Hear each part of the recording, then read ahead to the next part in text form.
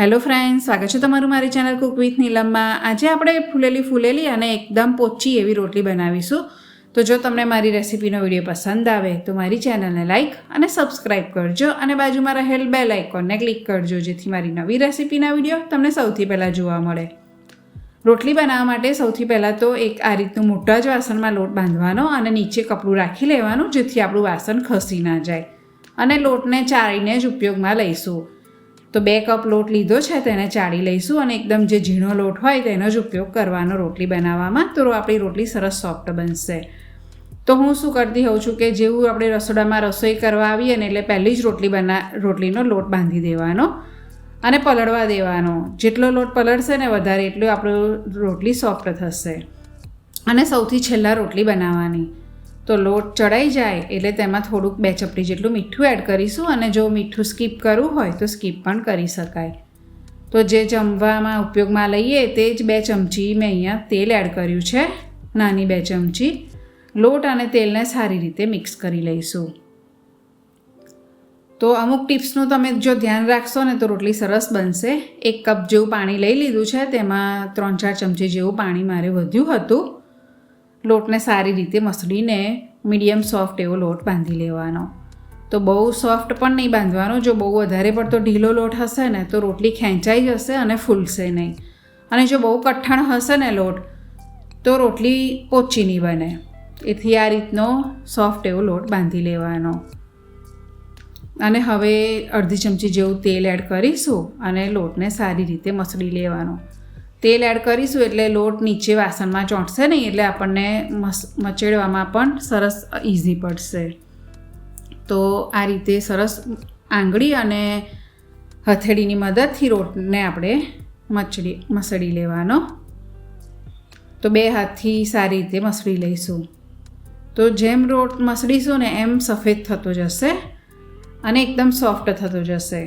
તો જો કેટલો સરસ એનો કલર એકદમ સફેદ આવી ગયો ને, તો આ રીતનો લોટ થાય એટલે એને ફિટ ઢાંકણ ઢાંકી દેવાનું, અથવા તો એક ડબ્બામાં ભરી લેવાનું, જેથી અંદર હવા ના જાય, અને લોટને અડધો કલાક તો પલાળીને રાખવાનો જ, તો રોટલી સરસ બનશે।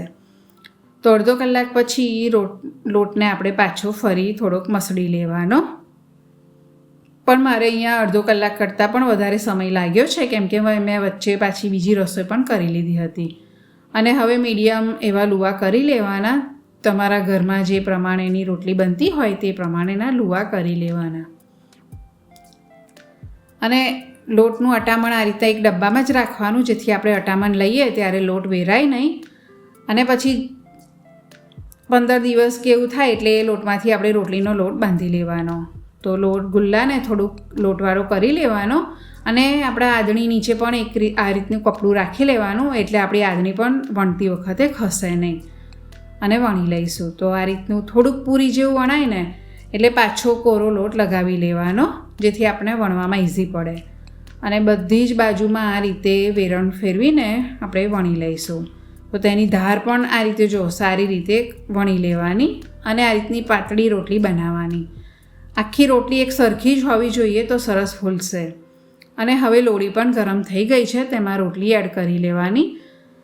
ગેસની આંચ અત્યારે મેં મીડિયમ રાખી છે, થોડુંક ઉપર ફોલ્લી જેવું દેખાય થોડીક રોટલીમાં એટલે આપણે ફેરવી લઈશું। અને અત્યારે સોફ્ટ જ રાખવાની છે, બિલકુલ કડક નહીં કરવાની। અને હવે ગેસની આંચ ફાસ્ટ રાખીને બસ આ રીતની કડક થાય એટલે રોટલીને ફૂલાડી લેવાની। તો કેટલી સરસ ફૂલી ગઈ છે ને, આ રીતે બધી જ રોટલી ફૂલીને દડા જેવી થઈ જશે અને એકદમ સોફ્ટ બનશે।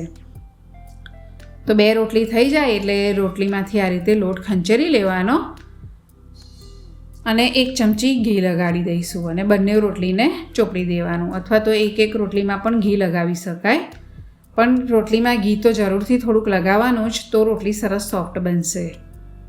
અને જો ટિફિનની રોટલી બનાવતા હોય તો થોડીક નાની બનાવવાની। તો કેસરોલમાં નીચે આ રીતે કપડું રાખી લેવાનું, એટલે નીચેની જે રોટલી હોય તે ફોગાઈ ના જાય અને સારી રહે। તો તમે જોઈ શકો છો કે એ રીતે મેં બધી જ રોટલી બનાવી લીધી છે। અને જો ઠંડી થયા પછી પણ રોટલી એકદમ સરસ આપણે આ રીતે ડૂચો વારીએ છીએ છતાં પણ ભાગતી નથી, એ રીતની આપણી એકદમ પરફેક્ટ રોટલી બનીને તૈયાર થઈ ગઈ છે। તો હવે ઢાંકણ બંધ કરી દઈશું, જેથી આપણી રોટલી સરસ ગરમ રહે।